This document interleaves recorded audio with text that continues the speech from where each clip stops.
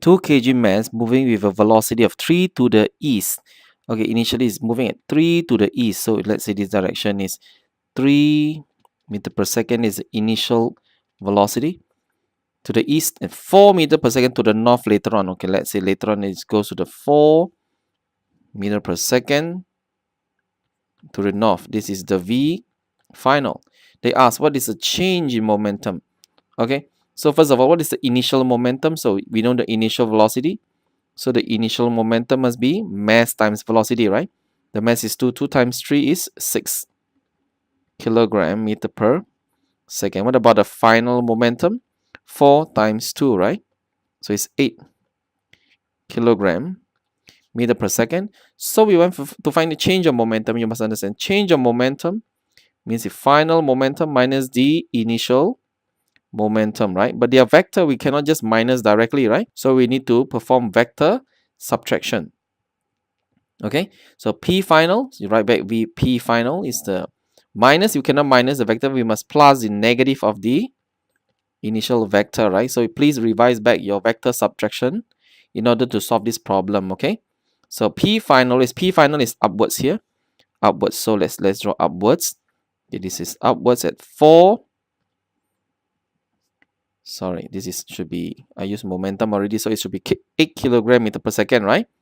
So plus the negative of P initial, plus the negative of P initial must point into the left, right? Okay, so this is the negative P initial, which is 6 kilogram meter per second. Okay, so please do not go and write negative 6, because negative just means direction, which is already indicated by this arrow. Okay, this 8 kilogram meter per second. Let me write properly. So this is 8 kilogram meter per second. So how to add these two vectors together? Very simple, right? Just add the head, add tail. So it will become this plus this. Okay, so this is 6, this is 8.